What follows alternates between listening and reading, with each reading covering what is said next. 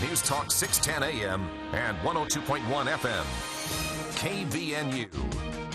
KVNU News Time is 4:05. I'm Bill Walter with this news update brought to you by Cache Valley Hearing and Audiology. 3 people ended up dying after that crash involving several vehicles in Box Elder County near Willard Bay on Monday. Officials responded to the scene on northbound I-15, and multiple semis were involved. Two deaths were confirmed at the scene, while the third person who died was initially reported in critical condition. According to officials, a prior crash was causing traffic to slow down when a semi approached the traffic and rear-ended a red passenger car. Troopers say the semi and car were forced forward into the path of a van and 2 other semis. Both the car driver and the driver of the first semi died at the scene. A passenger from the vehicle was transported in critical condition. Officials later provided an update that the third victim who was transported had died. The interstate was closed while the scene was cleared. Traffic was being diverted to US 89, and by 2 p.m., exit 346 was the last exit to get off on I-15 before traffic started to slow down. The interstate's northbound lanes in the area of the crash were reopened shortly before 6 p.m. Monday. Officials advised travelers at the time to expect major delays. Additional details, including identity, age, or gender of the victims, not yet released. KVNU News Time is 4:06. KVNU weather for tonight. Becoming mostly cloudy later on tonight. The overnight low in the mid-20s. A slight chance of rain and snow Wednesday morning, and a 50% chance of rain in the afternoon. High temperature in the lower 40s. And then rain and snow likely after midnight Wednesday night. Snow in the morning and snow showers in the afternoon on Thursday, and accumulations possible. Right now it's 32 at KVNU. KVNU weather brought to you by Roof Rescue. When you need roof repair or replacement, don't call just anybody. Call someone with the experience, knowledge, and skill to get the job done right. 435-999-4268, Roof Rescue. My hearing started to go right around the same time my wife started naming off all the upgrades she wanted done on the house. I figured it was selective hearing. To be honest, I was actually pretty upset when it was suggested that I might need hearing aids, but ultimately I knew it was time for a change. At Cache Valley Hearing and Audiology, we can help you regain the confidence that you're hearing life the way it was meant to be heard. Bring back what you've been missing. Bring back Cache Valley Hearing and Audiology. Visit cachehearing.com for details. KVNU News Time is 4:08. A man missing since yesterday after an avalanche in Utah County was found deceased during search efforts overnight. He was one of 2 snowmobilers in a bowl area of Pole Canyon when the avalanche hit. The other individual was able to outrun the slide and call for help. Utah County Sheriff's Sergeant Spencer Cannon said that crews reportedly were able to spot where the individual's body was likely located around 9 p.m. last night, which was about 3 hours after the event. The remote location and elevation hindered recovery efforts as crews had to use helicopters to reach certain points of the canyon, and the snowmobiler had to be removed from beneath more than 22 feet of snow. The man's body was recovered about an hour later. And the Logan Planning Commission has denied a request for a proposed mixed residential development on the west side of the city. The development, known as Sugar Creek, would have included 82 single-family homes and 126 townhomes on about 35 acres of land, which would have required a zoning change. The developer advocated for more affordable, attainable housing in Logan, while members of the public expressed concerns about traffic, water drainage, and the need for parks in the area. The proposed development would have been located to the east of a recently approved 109-lot subdivision, also being developed by Rivergate LLC along 600 South. KVNU News Time is 4:09. For more details on these and other stories, visit CashValleyDaily.com. Get your news from KVNU 610 AM and 102.1 FM. Walking in Memphis, Mark Cohn, was walking with my feet 10 feet off a beam. Sean Coleman. Together on stage, Friday, March 31st, 7:30 p.m., Ellen Eccles Theater in Logan. 2 Grammy Award-winning songwriters, Mark Cohn and Sean Colvin. On sale now at the Cash Arts box office or online at casharts.org. Presented by Cash Arts. If your clothes are taking too long to dry, don't run out and buy a new dryer without first checking the vent. Clothes dryer vents can get clogged with lint, and birds can even build a nest in them. If your clothes are taking too long to dry, simply check the outside of your vent, and if you don't feel a swift amount of air, it's probably clogged. Simply clean the vent, and your dryer should work like new. Or, if your vent is too long or too difficult to clean yourself, then give the Duct Hunter a call at 770-4813. I've got a math question for you. When you add tolerance, subtract prejudice, and multiply efforts to treat one another with respect, what do you get? Less division. And school sports have it down to a science. Looking for an example of what can happen when we realize there's more that unites us than divides us? Look no further than high school sports in Utah. This message presented by the Utah High School Activities Association and the Utah Interscholastic Athletic Administrators Association. For the people. We are waiting with bated breath for news from the Cash Republican Party meeting an executive committee tonight. With Jason Williams. And I'm really excited about this next segment. We have 2 guests here in studio. We're going to talk about something that we've talked about many times here on the show, but from a bit of a different angle. Weekday afternoons from 4 till 6 on News Talk KVNU, 610 AM and 102 FM.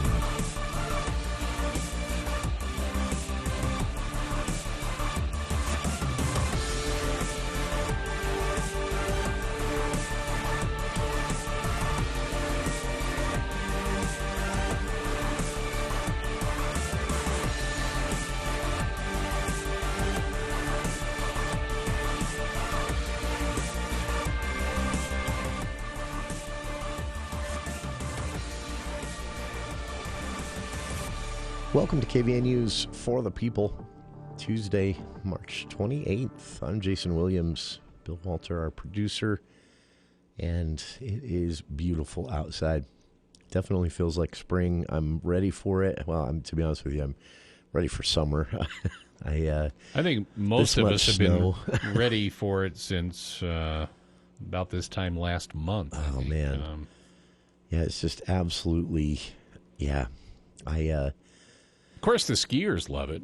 I've some good friends love skiing, and they just, season has been extended a little bit for them. Speaking of that, I got yelled at by some skiers last night in the emails to the show and a couple of the chats through the Google Talk.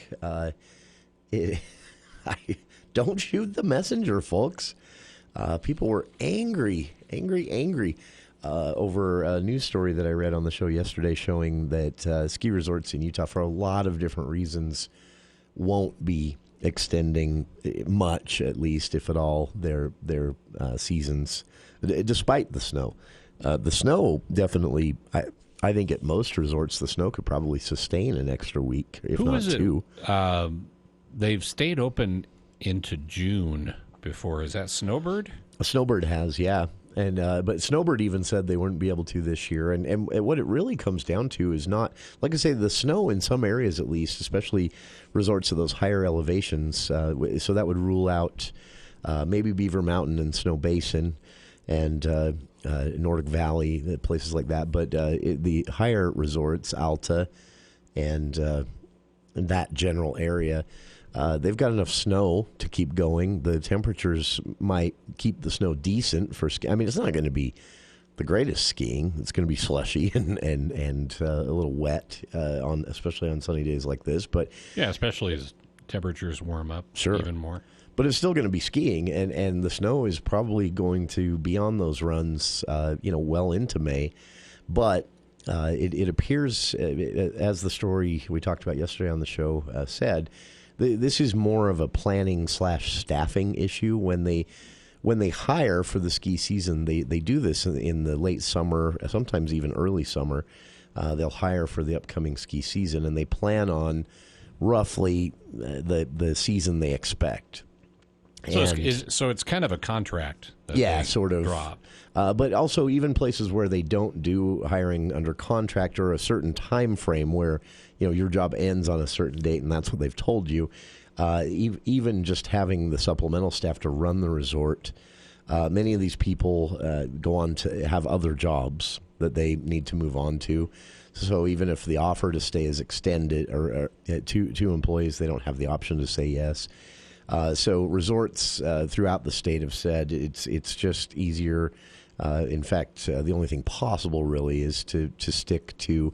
Now, that doesn't mean that you might see a resort with, say, you've got a resort that plans a closing date of April 7th or April 8th, and they decide to extend that to maybe even the 14th or 15th or midweek to the 12th, have one last big weekend. You might see something like that, but don't expect, even though, again, the snow will probably hold out until May, the 1st of May, on a lot of those slopes. It's just not going to happen. So the Salt Lake Tribune story is linked on our Facebook page. But yes, some skiers didn't like that news yesterday. Had about 10 emails from listeners saying, you don't know what you're talking about. There's too much snow. There's no way they won't extend their season. Watch for those announcements. I'll bet you're wrong. But yeah, this is coming from the resorts themselves saying it's just not an option. Though they'd like to. Believe me, there's an extra weekend of skiing is tens of thousands of dollars in profit for a ski resort. So, yeah, I don't think you have to wonder whether they would prefer to stay in the open status. But yeah, it's just not going to be an option for most of them. So beyond an extra few days or at most an extra week beyond when they've announced. Some are actually saying they're not going to be extending at all and just crossing their fingers that we get this much snow again next year. And they might plan differently, leave it a little more open-ended on the closure dates. So, but this year they will be closing up as planned. So,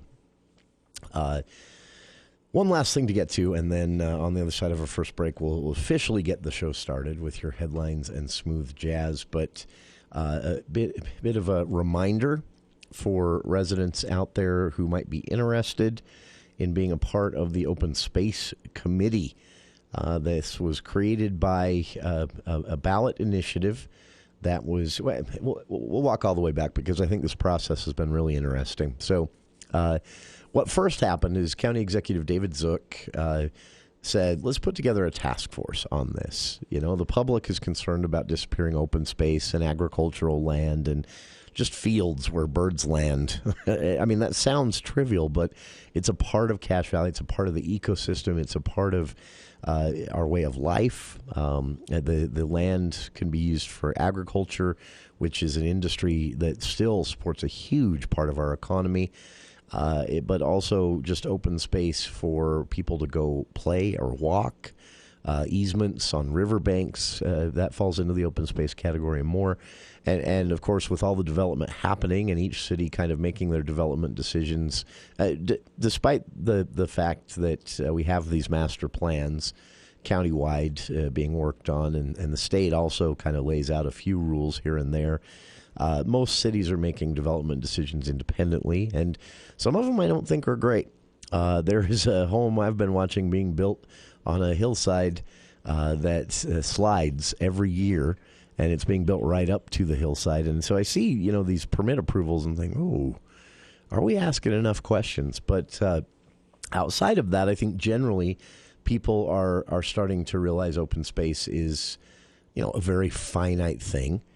On the public policy side, carving back open space is far more expensive than preserving it in the first place. The Wasatch Front has taught us that lesson. Bad planning in many communities throughout the Wasatch Front over the last several decades has led to a lack of open space, the assumption being that they'd always be surrounded by open space, so let's go ahead and overbuild our city. Then the open space around them became overbuilt. And, overbuilt's the wrong word because the housing is obviously needed, but overbuilt from a planning and do people want to live here anymore perspective, it became a problem. And cities decided, people want their open space, and no one wants to live here now because it's all houses. And so now they're trying to claw it back. Whenever something ages out of the system or a industrial building, they can rezone, an industrial area as those buildings age and tear them down, turn it into a park. But the agricultural land is gone, and it's costing them 3 to 4 times what it would cost Cache County to preserve open space in the first place. So that's the long backstory. Cache County Executive David Zook says, let's convene a task force to dig into this. What are our options for preserving open space? Obviously, the county doesn't have just oodles of cash sitting in bank accounts unless people want their taxes to go up, then they might. But assuming that's not the public desire, how could we still preserve some of this? Set it aside now as the construction and development happens. The task force convenes in January of last year, 2022, and they begin their work. They meet weekly. It's co-chaired, and one of the chairs was a frequent guest on our show throughout 2022, former state representative, former Republican lawmaker Jack Draxler. And he visited with us many times, updated us on the work of the task force and what they were discovering. And in the end, their job that they were tasked with was to make a set of recommendations to the county council. So basically, they were just researching different options for preserving open space, crunching numbers, counting beans, seeing what had been most effective in other areas of Utah and throughout the Intermountain West and what hadn't worked, and then putting it all together into a set of recommendations they pass on to the county executive and the county council. And when they completed their work, the recommendation they made was that the council place a question on the ballot as to whether Cache County residents wanted to bond for $20 million and have that money reserved for spending on buying land, literally, to preserve for open space. And they recommended that this be pretty open-ended as well, that process. So, for example, one of the recommendations is that if this $20 million bond was approved by the voters and the county had that, they would put together a committee, and one of the options the committee would have would be to buy land now and then allow a farming family, for example, to continue to operate the land. Say you've got a family growing alfalfa. They could sell their land now, preserve it for open space now, and then continue to operate it until the current owner passes away or decides to give up the land early for some reason. But they can operate as long as they want and are alive, the owners of the land. That was one option recommended, for example. The council approved putting that question on the ballot, and voters approved the question. So this is happening. And Cache County Executive David Zook a couple of weeks ago announced that the application process was open.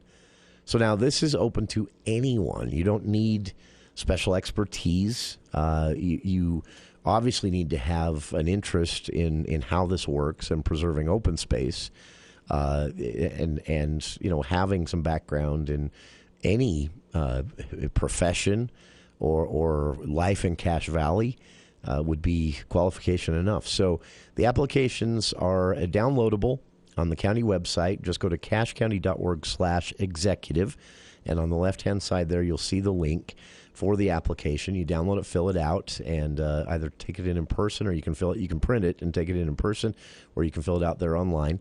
And the deadline on that is coming up April 7th, 5 p.m. April 7th is the cutoff. That's when they'll close the application process, and then the executive and the county council will review the applications and make appointments to this committee.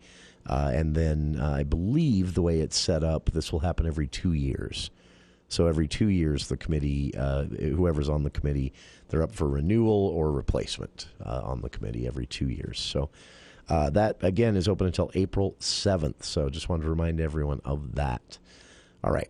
Take our first break. On the other side, we'll get to your headlines and smooth jazz right after this.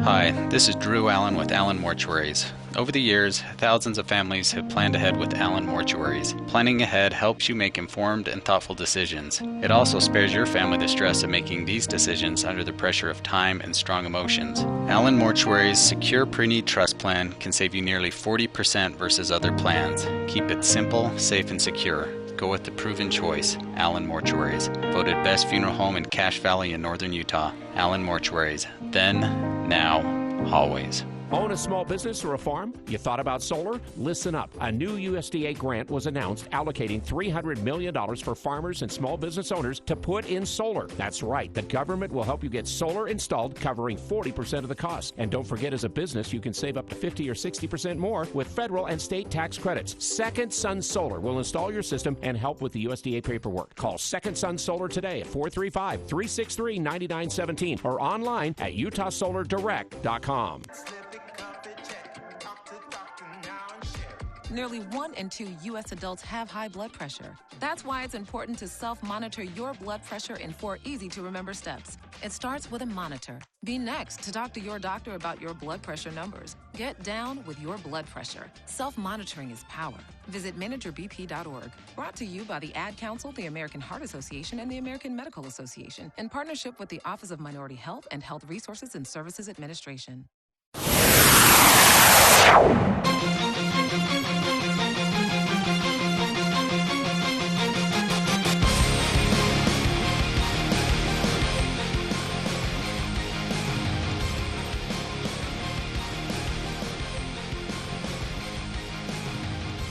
Welcome back to KVN News for the People. Getting right underway here with your headlines and smooth jazz. This is our contribution to the news cycle each day, bringing you the news while keeping the temperature cool. Your headlines and smooth jazz. This day in history, Paris sacked by Viking raiders in 845. Yes, no teen on that date, 845. The first seaplane takes off from a water runway, first ever seaplane, considered to be a foolhardy mission. People laughed at the inventor, or the inventing company, I guess you should say. This will never be a thing. And then it was, and it actually became one of the more popular planes to travel in throughout most of the coastal states for a long, long time, since replaced by, well, other forms of transportation, obviously. But at a time, I didn't know this, seaplanes were actually used as quicker taxis to get from, for example, San Diego to Los Angeles. There was a time when there was actually a seaplane taxi port because it was faster than traveling from San Diego to Los Angeles any other way. And you don't have to deal with the freeways. That's right. Bypass those freeways. In 1979, on this day, a radiation leak occurred, just a tiny one, at 3 Mile Island nuclear plant. This was a U.S.-owned territory, and the radiation leak itself caused such a panic, they shut the whole thing down, and it contributed to a decades-long, now Chernobyl helped with this too, but it contributed to a decades-long allergy to nuclear power and nuclear facilities in general in the United States that didn't really start to wane until about 2009, when the surveys show that Americans kind of warmed a bit more to the idea. But that hate for all things nuclear is attributed to that scare on 3 Mile Island with that radiation leak in 1979. On this day in 1990, President George H.W. Bush posthumously awards Jesse Owens the Congressional Medal of Honor. And on this day, also in 1990, President Dwight D. Eisenhower died. The interesting thing about that is how these two events played out in the news back to back. the Congressional Medal of Honor ceremony was taking place at the White House, and it was getting, cable news was kind of newish still at the time and untarnished, and people thought it was good because it was actually good back then. Less talking heads on a panel making noise and more just an actual 24-hour news cycle, even covering local news. They interrupted the White House Congressional Medal of Honor ceremony to announce former President Dwight Eisenhower's death, both on this day in 1990. Famous birthdays today. She was just in Salt Lake City on Saturday. Reba McEntire, born on this day in 1954. Actor Vince Vaughn and actress Julia Stiles. Singer Lady Gaga, born on this day in 1986. And I'm not familiar with this, but I know it was popular. Reality show John and Kate Plus 8 actress Kate Gosselin, born on this day in 1975. In the headlines, Utah has gained a reputation as a national leader in wildlife crossings. Taking some experimental turns over the last few years has paid off for Utah, not only in decreasing the number of deadly collisions. That, by the way, I did not know that. This is insurance companies report this is a very expensive thing throughout the United States. Billions of dollars of expenses, both insurance payouts and out-of-pocket expenses for drivers from animal collisions. It's huge. I didn't know it was that big of a deal. I knew it was a big deal, not that big of a deal. Migrations fuel $20 million in new money that will bring in some federal grants, matching grants as well, into Utah because of the success of some of these experiments. Utah earned its spot, the Deseret News Report says, first in the nation to install a wildlife crossing nearly 50 years ago. The crossing near the Beaver, on I-15 near Beaver. Since then, the high-priority areas where animal migration is known to be a factor in multiple animal car incidents each and every day, sometimes of year. Certain areas have been targeted with 50 different types of crossings and other wildlife infrastructure, including a very creative fence that was put up in our own Sardine Canyon. I did not know that. The fencing structure in Sardine Canyon was actually another experiment to see if this allowed... the idea behind this fence in Sardine Canyon was it would mostly restrict animal migration, but then it would have these little openings for animals who did get over through another point of entry to cross back out of the traffic area. That was proven to actually be pretty effective and reduced number of car and animal crashes in Sardine Canyon by about 65% the very year that fence was put up.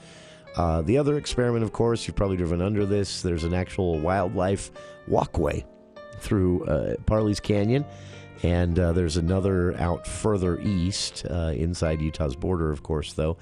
And those two walkways showed that it took a few years, but animals did actually use them. They started to incorporate them into their migration patterns. So instead of walking across the roadway and having to jump the center median, animals have learned, and their young are now trained to actually head to the walkway and take that across the road. And some of the video, because they put a camera up there. Yeah. And it's just amazing to see the different types of animals that walked across. Oh, yeah. It's honestly, including, they believe, you remember there was the first ever documented wolverine in Utah. Just last year, I think this was. Around Bear Lake, wasn't it? Or yeah, Randolph? Or? They found it in Rich County, and they tagged it with GPS tracker and all that. And what they found, they knew this, wolverines have a huge migratory area. They don't ever sit still, and they rarely sleep in the same place twice. And what they found was that this same wolverine had made it that far south, and they believe that they have video of the wolverine crossing that, which had to be by accident, because the wolverine wouldn't have known it was there unless the deer told them. Maybe they talk. I don't know. Could be. Yeah. That's right. Got a text message or something. Yeah. Final story here, Salt Lake Tribune story on NIMBYism in Utah. This is the not in my backyard mentality, which has plagued city, county, and state planners more aggressively the last few years as the state tries to catch up to a massive housing shortage ahead of predicted massive population growth. It's already a problem, and if the birth rate stays what it is here in Utah and people want to stay in Utah, and that's a fair assumption that both will be the case, we need a lot more housing than we have. The problem is some communities have been entirely resistant to any change, and right now state leaders are pointing at Washington County. Yeah. Washington County has come up with a couple of different plans for where to put affordable housing projects within the county, inside St. George and other areas. And every single one of them has been shot down by angry residents. A survey city officials conducted, they started in December, went into January of this year, of nearby areas showed that within the county, residents don't want to see townhomes, duplexes, apartments, or anything in between cropping up in their neighborhoods.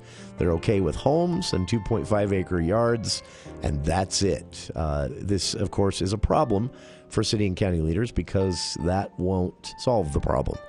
More than 70% of residents in the survey opposed any form of high-density housing. City leaders in St. George said, we've obviously got a lot of work to do to educate residents on how they themselves will benefit from more housing, including high-density housing, but the survey results reveal that the community is not with us, while the state is saying, get her done. This is going to be a problem, and it's happening in pockets here in Cache County as well, but in the Washington County area, St. George and outside areas, it seems to be more of a total mindset. State Rep Neil Walter, Republican from Santa Clara, said, we've got to get people to wrap their heads around this. NIMBYism at this point, especially if you're only opposed to higher density housing, just isn't realistic. Unless, as I've said on the show many times, you want to start telling your kids they have to leave when they turn 18, and I mean leave the state, you've got to accept higher density housing, and public education is going to be key. Check it out. It's a lengthy article that also digs into some of the funding behind this that Washington County has ended up losing from the state because higher density housing proposals have not yet, even once, been approved by communities in the Washington County area down south. Those are your headlines in smooth jazz. Now, a look at the local headlines with KVNU's Bill Walter.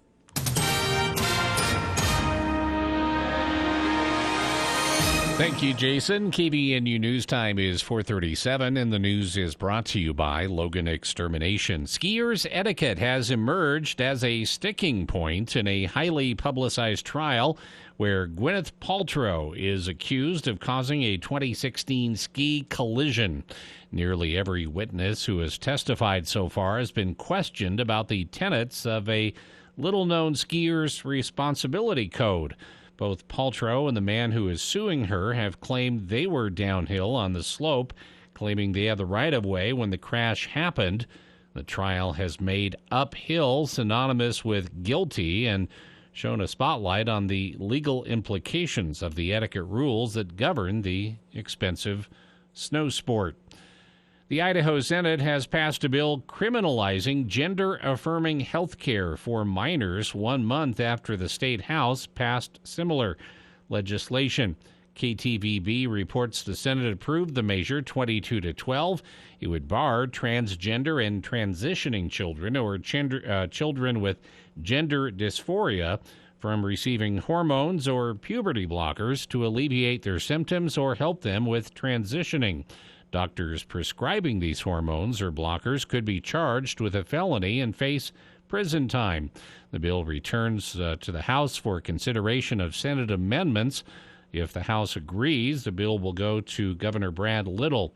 The American Academy of Pediatrics recommends gender-affirming care to treat children struggling with gender dysphoria.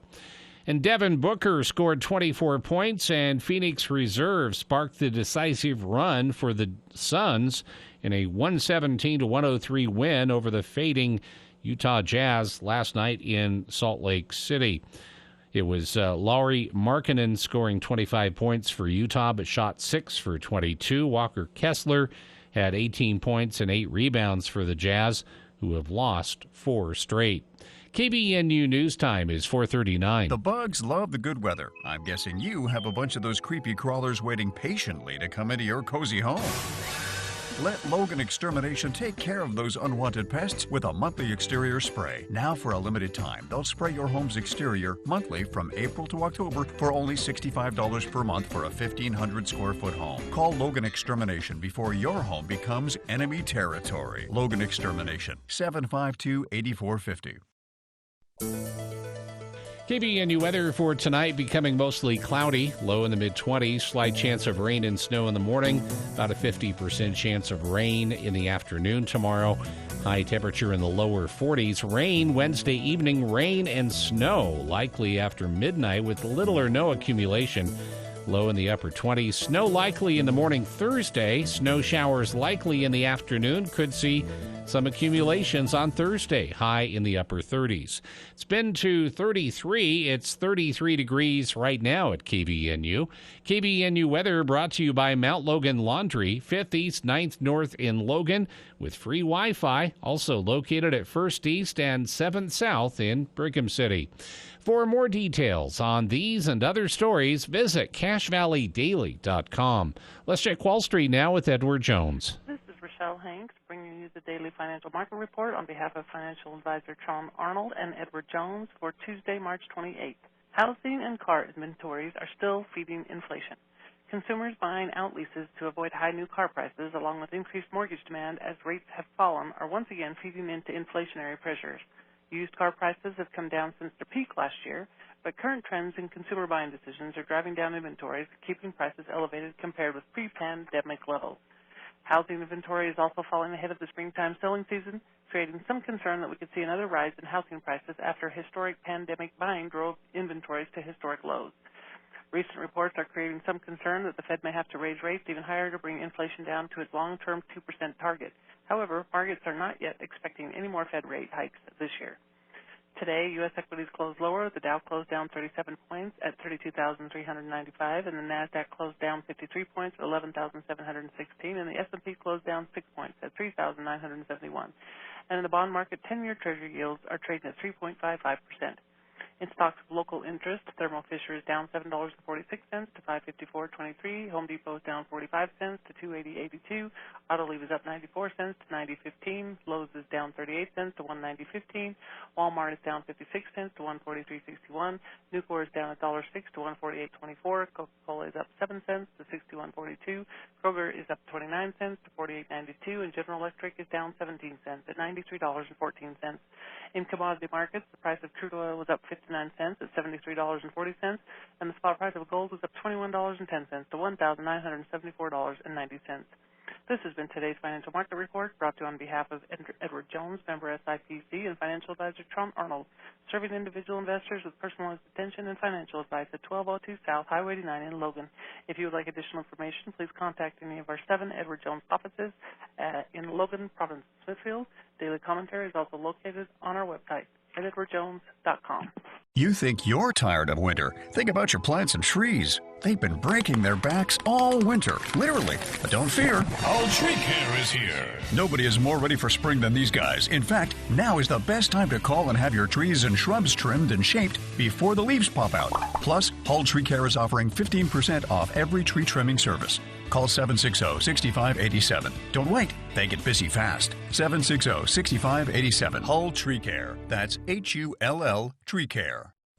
Hey golfers, I invite you to come to Birch Creek on Wednesday, March 29th from 5 to 7 for free burgers and Pepsi. While here, sign up for Birch Creek's Men's, Women's, or Couples League associations. Our punch passes are on sale at spring sale price. So if you love golf, I hope to see you at Birch Creek. on Wednesday, March 29th from 5 to 7 for free burgers and Pepsi, and get your discount punch pass. That's Birch Creek Golf Course in Smithfield.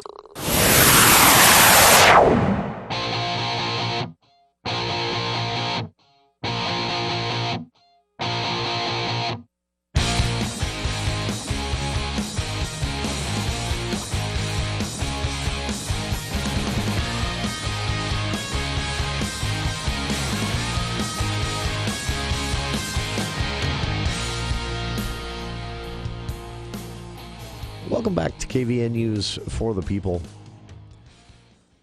Coming up, look ahead at warmer weather and what that means for Cache Valley, northern Utah at large, and some big returns with it being wetter out there, at least for now. The Migratory Bird Refuge is planning some pretty big events to kind of... You have to keep in mind that they haven't really had a season for a while. They kind of closed down a lot of the events there at the building, at least in 2020, and then the drought 2 years in a row, 2020 and 2021 out with the pandemic. Then 2022, it was too dry. I mean the season there was at least as far as what invites people down usually was a couple of weeks long. Last year. I'm not exaggerating. So they're hoping this year things are a lot better, and they have some plans to entice people in. But right now, our man on the street, dogged intrepid reporter Craig Hislop, caught wind of something pretty interesting with some applications that will, ring throughout all of our lives here in Cache Valley. Some research happening at Utah State University recently funded to the tune of $350,000, which is going to fund research into Alzheimer's disease at Utah State University. With the details, here's Craig. Well, thank you, Jason. Several Utah State University researchers studying Alzheimer's disease and related dementia are receiving $350,000 from the Alzheimer's Disease and Dementia Research Center at USU. Beth Fouth is the ADRC director. She joins us. Beth, that's a lot of money, but we've learned supporting research is central to what your center does. Exactly. Yeah, that's really the mission of the center. So the center itself started in July. It's funded by the Utah legislature, and it's designed to do exactly this. It's to take this funding and to send it out into the world of Utah researchers so that they can pilot their research in smaller studies, take some risks, examine some things that they might not have been able to do without this funding, and then hopefully find some things that are important for the study of Alzheimer's or for related things like caregiving. Tell us more about what goes on at the ADRC. Yeah, absolutely. So we're really brand new, but what the mission of the center is first and foremost to promote research in this state. So we have a state plan, and there's been a part of that state plan for years that has one of the goals has been to build capacity in research. So this has been in the state plan for a long time, and the last legislative session we received funding to support this work. So what we're doing is we are putting out requests for proposals. So faculty from USU, first this year was USU because we were just building the program, but by next year for sure we'll be including other research institutions. And what we're doing is we're really asking for requests for what they need, whether that's equipment or if it's student support, if it's funding for participants so that they can bring people in and do some studies with live individuals. So that's the primary sort of operations of the center. We also have some related, interests, like, for example, supportive services. So working with supportive services throughout the state. We don't want to build any services that are already in existence. We really want to just network existing services. So day-to-day operations are working on grants to try to build capacity across the state for supportive services. And then finally, training students. There's not as many students as we would like go into working with people with dementia or their caregivers. So we're working, and this is sort of, we haven't launched any programs yet, but by next year we're hoping to have some practicum opportunities and some other ways to incentivize students to choose this line of work. ADRC is found in the Emma Eccles College of Education and Human Services, and you talked about how a brief history this is, but tell us about how it came to be, a little bit about the history of the creation of the center. Yeah, it was very exciting, actually. So last December, we realized that we had somebody in our area, Representative Dan Johnson, who was very interested in sponsoring this as an appropriation. And so as soon as he was on board, we just hit go. We worked with the legislative, we worked through last year's legislative session, went down and presented to them, and found out we received funding in March. And so from March to July, when July was the start date, we just had lots of meetings to plan on exactly how this would go. There are ADRCs across the country. Mostly they're funded by the National Institute of Health, so they're federally funded, and they're more clinically based, so they're more medical centers. Ours is a little different.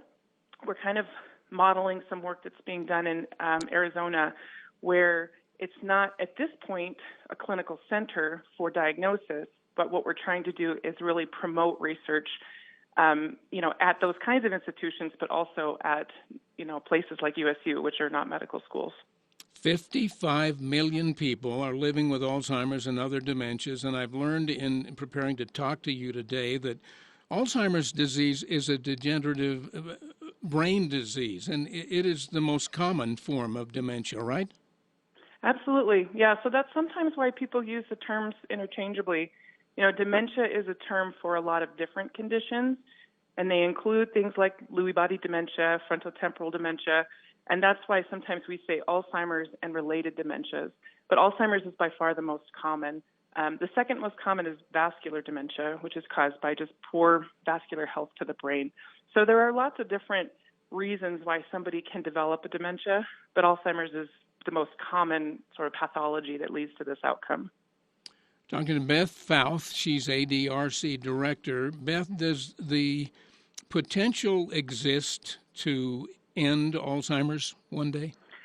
Absolutely. Actually, we have had a really exciting year in drug research. So the FDA approved 2 medications this year that attack the amyloid plaque in the brain, which is one of the main symptoms of Alzheimer's.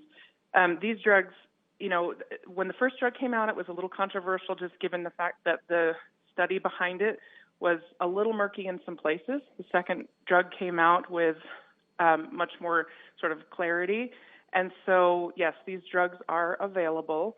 They are not currently funded by Medicare, but that's something that is kind of in the works to try to get Medicare to cover these. But yes, so these drugs will target one aspect of Alzheimer's. They're not designed to cure it. What we're sort of hoping is that this is stage 1 of attacking an important part of the disease. And as we develop, other kinds of approaches, let's say through different proteins or the tau protein or inflammation, we may be able to get a package of medications that will, really slow the disease or potentially stop the disease. But at this point, the current 2 medications out will just slow progression in the early stages of the disease. Beth, we have learned that great work is underway there at your center on campus. We appreciate you taking some time just to help us understand what you do. Oh, thank you so much. Yeah, there's a lot of exciting things to come. So I'm hoping that, as we kind of grow and spread throughout the state, impacting more institutions as well, that we'll have lots more stories for you. Great. That's Beth Fouth. She is the director of the Alzheimer's Disease and Dementia Research Center at USU. Let's get back to Jason and to Bill now. Thank you, Craig. And thanks to our listeners for tuning in. Please stay tuned. We'll be back right after this. Mark Cohn. Was walking with my feet 10 feet off a beam. Sean Coleman. Together on stage, Friday, March 31st, 7:30 p.m., Ellen Eccles Theater in Logan. Two Grammy Award-winning songwriters, Mark Cohn and Sean Colvin, on sale now at the Cash Arts box office or online at casharts.org. Presented by Cash Arts. It's time for Valley Recycling's annual Earth Day event. Bring your aluminum cans, old automobiles, copper, steel, and other metal scrap to Valley Recycling's facility at 145 North 10th West in Logan to receive bonus pricing. This year's Earth Day events will run from Monday, April 10th through Saturday, April 15th. In addition to the bonus pricing, customers will receive food coupons to Firehouse Pizzeria and giveaways from other local vendors. For pricing and other information, visit valleymetalrecycling.com. When it comes to home care, it's important to know you have a choice. If you or a loved one is in need of hospice or home health services, remember that Primrose Home Care and Hospice believes in treating the patient as well as the problem.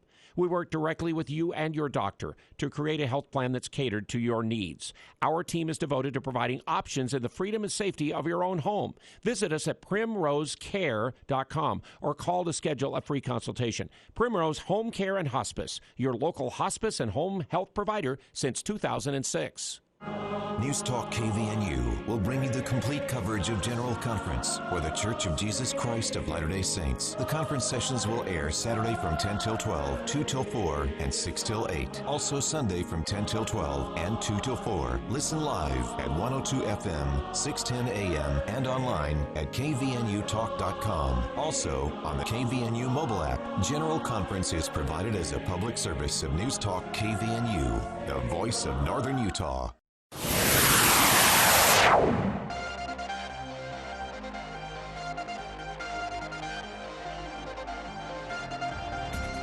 Welcome back to KVN News for the People.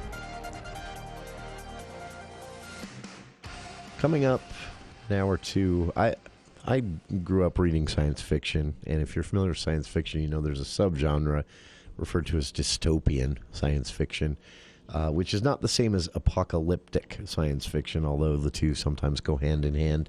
It doesn't sound as scary. Yeah, that's honestly. Google the word if you need to, but I don't get into cryptic. You know, way back in the day, when everyone was predicting the ease of Google searches was just going to make everyone dumb, and everyone predicted social media would turn teens into pale albino hermits holed up in closets and basements, hadn't seen the sun in weeks. All their friends are virtual. They've never met them face to face.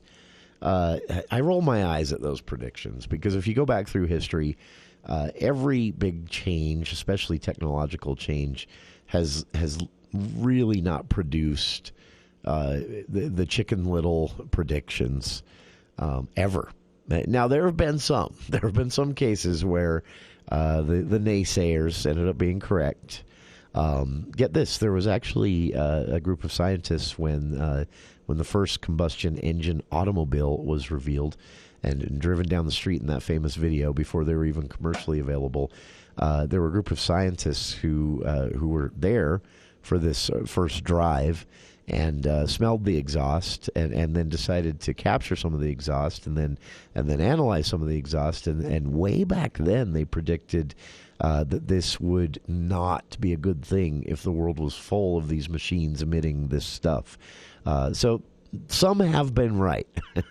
But in general, they tend to be people who have found a way to scare themselves about the change or about the technology.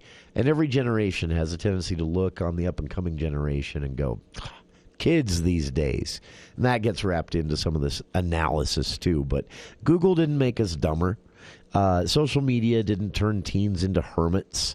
And actually, it's showing to be the opposite, as was the case with Google as well. It actually just facilitated what everyone craves, which is still hanging out with actual people whenever possible. We learned that during the pandemic for sure. That said, coming up an hour or two, I'm going to make a dystopian prediction.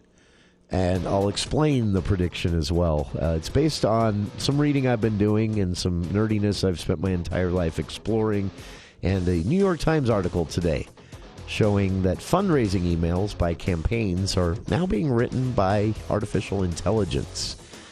And all of this came together and clicked. and I'll lay the scenario out of how it happens. But here's my dystopian prediction that you'll hear in hour 2. By no later and probably no earlier than the presidential race in, let's see, 20. This is going to make everyone feel old. 2032, the presidential by and no earlier than the presidential race of 2032, the certain factions of American politics, conspiratorial-minded folk, will be voting for software for president. You heard it here first, or you will if you stay tuned. I'll explain my theory right after this here on KVNU Logan.